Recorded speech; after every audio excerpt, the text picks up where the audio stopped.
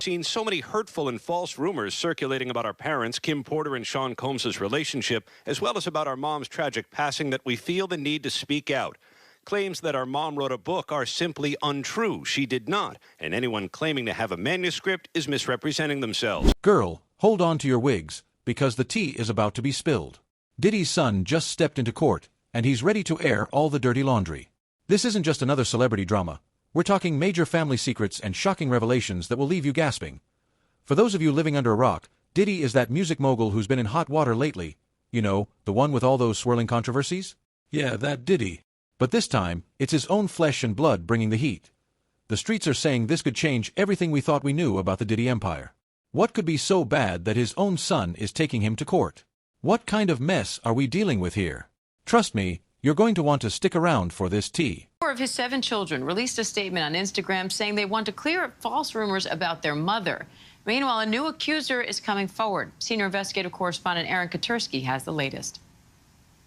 The children of Sean Diddy Combs are speaking out for the first time since their father's arrest last week. 4 of Combs' 7 children writing on Instagram, "We have seen so many hurtful and false rumors circulating about our parents, Kim Porter and Sean Combs' relationship, as well as about our mom's tragic passing, that we feel the need to speak out." Claims that our mom wrote a book are simply untrue. She did not, and anyone claiming to have a manuscript is misrepresenting themselves. A 60-page unverified book published earlier this month claimed to be the collection of diaries of Porter, who died at the age of 47 in 2018. The children, who don't mention their father's arrest in the statement, go on to write, "Our mother should be remembered for the beautiful, strong, kind, and loving woman she was. Her memory should not be tainted by horrific conspiracy theories." The message coming as another accuser goes public with allegations against Combs. Talia Graves claims in a civil lawsuit Combs and his bodyguard drugged, bound, and raped her in 2001 and filmed it. It's a pain that reaches into your very core of who you are, and leaving emotional scars that may never fully heal. The 54-year-old Combs has pleaded not guilty to charges he led a criminal conspiracy that abused women. And Aaron Katursky joins me now with more on this. Aaron, how significant is it to have a new accuser making claims like this on camera as Diddy's facing these criminal charges? Well, look, she is detailing in an anguished appearance with her attorney, Gloria Allred, what she said happened to her in 2001 and the lasting impact that she said it had on her. And coming after Sean Combs' arrest on criminal charges perhaps lends some additional credibility, because he's already been charged in a racketeering conspiracy that sought out women for abuse. She's also filed a civil suit. Could that affect the criminal case at all? The civil suit is at least the 12th filed against Sean Diddy Combs, and the first one from last November by Cassie Ventura is really what touched off the criminal case that led to Diddy's arrest and subsequent not guilty plea on the 3 criminal counts. Without the civil suit, there are probably not criminal charges against Sean Combs, but all the civil cases are now likely to be paused while the criminal case takes priority. Now, some of Combs' children issued this statement on Instagram speaking out in defense of their mother, but they didn't really mention their father. What do you make of that? It was an interesting statement coming a little more than a week after Combs' arrest here in New York. And the children seemed quite protective of Kim Porter's legacy, because there's this 60-page unverified manuscript online that claims to be Kim Porter's diary entries or a compilation of some of her thoughts. And the children said that it just isn't true. And they didn't want her and her memory commingled with him and the criminal case that he's now facing. And what's next in that case now? He's back in court in early October. For now, he is being housed in protective custody at a federal jail in Brooklyn. He's in a dormitory-style open housing cell with Sam Bankman-Fried, among others. You thought everything you knew about hip-hop's royal family was just a pretty picture painted for the public? Think again. We're talking about Justin Combs, Diddy's oldest son. You know, the one who used to play football for UCLA? Yeah, that one. Now he's trading in his cleats for a courtroom drama that's going to have everyone talking. See, Justin and Diddy used to be tight, like father-son goals tight, but something went down, and now Justin's ready to spill all the tea. the streets are saying it's about money, power, and all that dirty laundry families try to keep hidden. Remember all those rumors about Diddy's personal life, the ones about his relationships, his business deals, and how he treated his kids? Well, Justin's about to set the record straight, and let me tell you, it ain't pretty. Justin's been dropping little bombs here and there, like how Diddy wasn't always around when he was growing up, or how the family's lifestyle wasn't all private jets and champagne like we thought. But that's just the appetizer, honey. The main course is coming, and it's going to be juicy. Now, I know what you're thinking. Why would Justin do his own dad like that? Well, that's the million-dollar question, isn't it? Some people are saying it's about inheritance. Others think Justin's trying to make a name for himself outside of Diddy's shadow. Whatever the reason, it's clear there's no love lost between them anymore. I heard about it. I even watched the whole interview that they had. Derek Lee claims that in 1997, Diddy raped him. I know he raped a grown-ass man. Yeah, he was a bartender. He said, and I don't want people to think that I think that's funny, but the shit is funny. He said it's sad. He said that he was invited to a party and it was girls there, it was guys there. Things got freaky. You understand? He's a bartender. He said that he was drinking Jim Beam and Diddy brought him a drink over. And then Diddy told him, I put a little something extra in there. And he said, I'm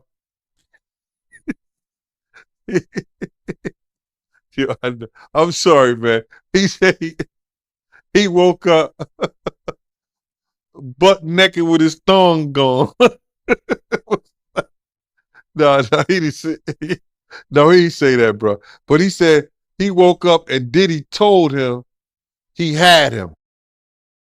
He said he went, he filed a report, but they threw it up under the cops swept it up under the rug and everything like that. So he was suing Diddy and everything like that. So he said that Diddy came to the jail and said that, hey, I'll give you $2.3 million or something like that, or 23. I don't know if it's 2.3 or $23 million to make this go away. We'll leave this alone the whole 9 yards. Just like I just said, he's trying to pay people off to make things go away, for them to drop their suits and everything like that. You know what I mean? And if he does that, they civil suit. Drop them, make them go away. What would it take? So this particular dude said that Diddy was trying to sell properties and sell things and stop him from getting his money. And I didn't understand that. But the judge found some validity in what he was saying and said, yo, I'm going to give you a 90-day restraining order against him from selling anything until you get all your paperwork in correct, because Diddy was served in the whole 9 yards. And as it was said that Diddy and his representative did come to the jail. So if the guy didn't have no lawsuit, if the guy wasn't, if his stuff wasn't truthful, why would they entertain it? The judge entertained it, Diddy lawyers them entertain it, and Diddy entertained it. So it may be some truth to it. But this dude is raping grown men.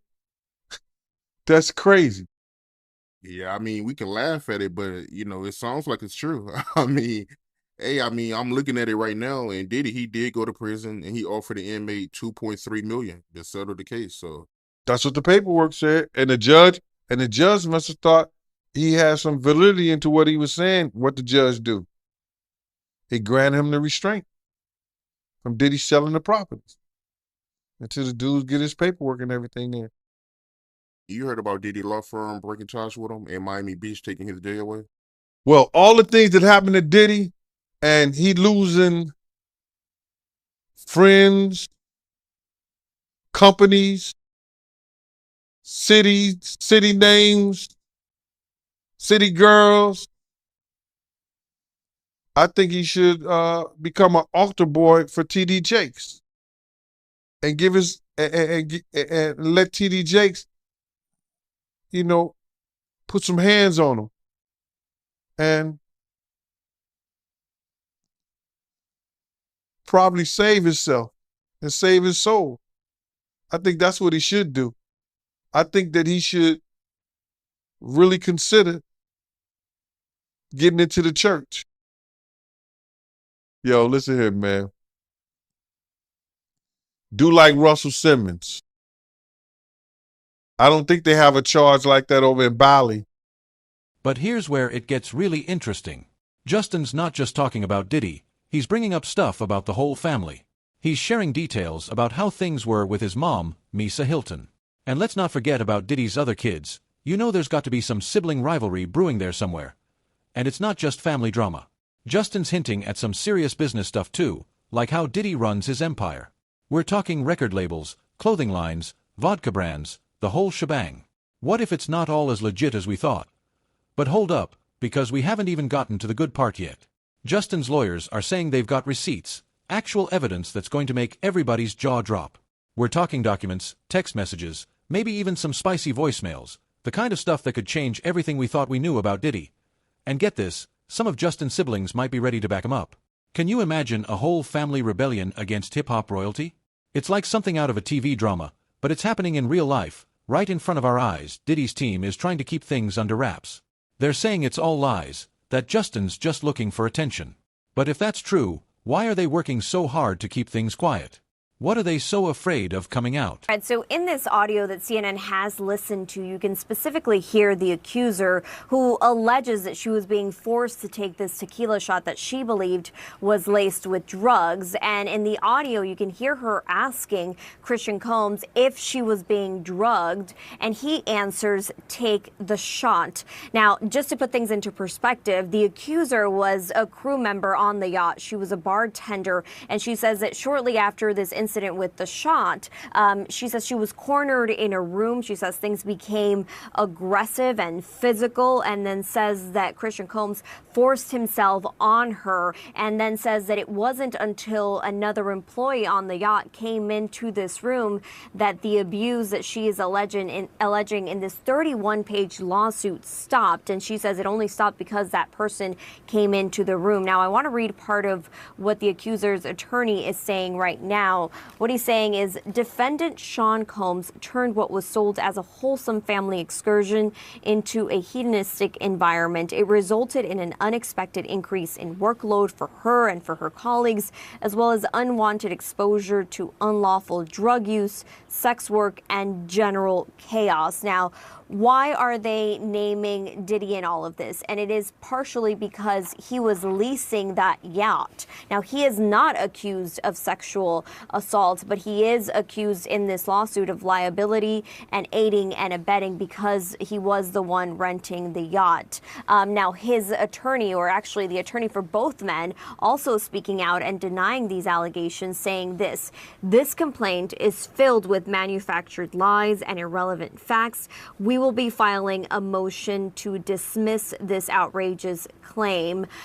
Again, they have continued to say that this is something that they will fight, that they are innocent in all of this. So we'll have to wait and see how this plays out in court, if it gets to court or if it gets settled at some point, which has been the case with a previous lawsuit. But again, we'll have to wait and see what happens as Diddy and his son continue to say they're innocent, and the victims here continue to say that they were sexually assaulted. Fred. And so while music mogul Combs isn't accused of sexual assault in the lawsuit, he has been accused of a range of sexual misconduct in other separate lawsuits. How might that play into this? Yeah, as I mentioned, one of the lawsuits was settled, but there are others that are currently pending, right? And so there's a lot of the details that we've learned, and attorneys say that there's audio and video of these alleged crimes, or at least some of the alleged crimes. You're seeing some of those cases there. The one with Cassie was the one that was settled, but there are other ones that we'll still have to wait and see how they play out. And of course, we all saw just last month as Diddy's homes homes in both Miami and Los Angeles were the target of a federal investigation, and we saw that all play out on video last month. But again, it's important to point out that Diddy continues to say that he is innocent. They said this was a gross overuse of military-level force, and they say that he is innocent and will continue to fight to defend his name. But keeping things quiet isn't easy when you're in a courtroom. Picture this, Diddy's son Justin spilling all the family tea right in front of a judge. What secrets could be so big that they'd make a son turn on his own father? The courtroom's buzzing like a beehive. Honey, reporters trying to sneak in, fans lined up outside, and security tighter than Diddy's pants in the 90s. It's like a circus, but instead of clowns, we've got lawyers in fancy suits. Justin's sitting there looking all serious. He's not playing around. The judge is all business, probably thinking, what did I do to deserve this celebrity drama? And Diddy, he's trying to keep it cool, but you can see he's sweating bullets under that designer suit. Now let's get to the juicy part. Justin's dropping bombs left and right. He's talking about how Diddy's empire isn't all it's cracked up to be. Remember all those fancy parties and music videos? Justin saying it was all smoke and mirrors. He's spilling tea about Diddy's business deals too, saying some of them weren't exactly, how do I put this, above board. We're talking shady contracts, money moving in weird ways, and maybe even some stuff that could get the tax man knocking. My friends who was actually in the studio with him said that Homeland Security brought him in, and this dude is he's a fraternity brother of mine, but he's also a producer, an engineer. And he was in the studio the night one of the girls made a complaint, the night something happened to one of the girls. And he told the lawyer everything that the girl told him, which was crazy. And Homeland Security brought him in. So he told them they wouldn't let him know what they were doing, but it seemed like that something might happen before Labor Day. Wow, before Labor Day? Yeah. They working hard on this, bruh. They working hard. You got to realize they working with a lot of stuff. They working with the taxes. They got lawyers for the taxes. They got lawyers for the complaints for the, what you call that?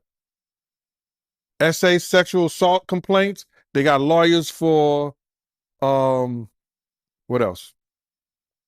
The drugs, the gun trafficking. They got different lawyers working on all those things, bro. And they got witnesses. If you don't mind me asking, what was the girl saying to the lawyers? Oh, the girl has said that that same shit that happened to the little Chris, he gave him a bottle of champagne or wine or whatever like that. And once she drank it, she became a certain way and found herself giving him a fellatio in the studio in front of people. The dude said he walked out because he was appalled. He had just had a daughter. So he walked out. So he was appalled. That's what he told me. So I'm like, damn, team. He said, yeah. So the same thing that she told her lawyer, he told the lawyer and Homeland Security. And he was actually there, a college graduate. You understand? Working, good dude, perfect witness. He told, the engineer told Homeland Security and her lawyer the same exact thing she told them. He said he was appalled at what he saw and walked out. So they got witnesses.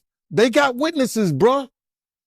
They have a lot, people want to make up stuff, but they got people who was there that was witness and speaking about it. See, people get mad because I'm saying it first. They hearing it from me. But I could care less how somebody else feel or think.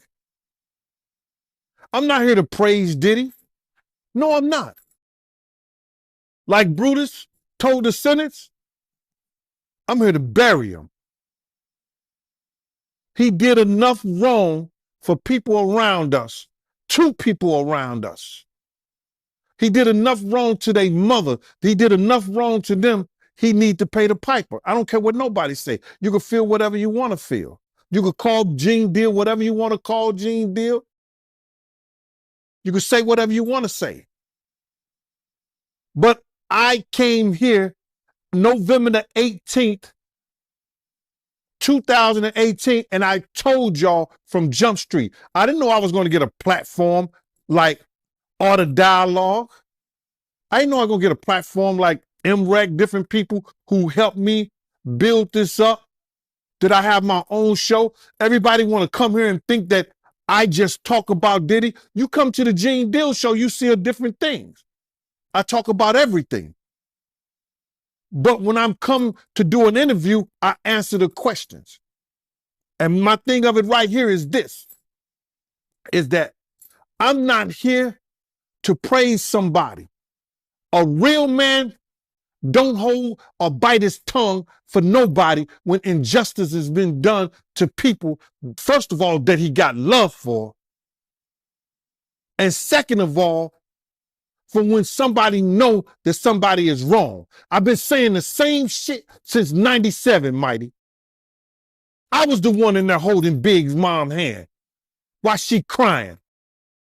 These people come over here, I initiated a lot of this stuff for these YouTubers to go to their platforms and talk about stuff, because they sit around and talk about stuff that I didn't say, that they didn't heard on the Art of Dialogue. You didn't birthed a lot of these fucking content creators. Yeah, I mean, you're right about that. I mean, a lot of platforms, did start talking about it after, we've been talking about it for years. So, yeah, you're right about that. And they were scared at first, Mighty. They were scared to say anything. But my thing is this, right? With all the money and fame that Diddy has, why is he out here drugging females to get fellatio? You would think, him being who he is, he don't got to do that. Bruh, he's a different dude from when I was around him and people was like Suge even said that Puff is different now. You understand? When he went to California, man, that's a whole nother stuff, man. Dudes in New York wouldn't even, he probably was doing a little of that stuff right there in New York around people and things like that, but he knew who to do that around. You understand what I'm saying? He knew who to do shit like that around. And when you don't have no conversation, he said it before, he don't know how to talk to women. He don't have no conversation for Jennifer Lopez. I seen him. I was there when they had conversations. She would say some fly shit to him. You know what the perfect day would be with me and you just sitting out here, eating, just sitting out here, having a light lunch, drinking some wine, and just talking and talking and talking. She would say stuff like that to him. You know what I'm saying? And this nigga be looking like he's stuck on stupid. So I've seen him have conversations. He would say to Wolf and them, yo, man, I don't know how to talk to girls. But when you got that kind of money, you shouldn't have to know how to talk to girls. Or read a book and learn how to talk to them.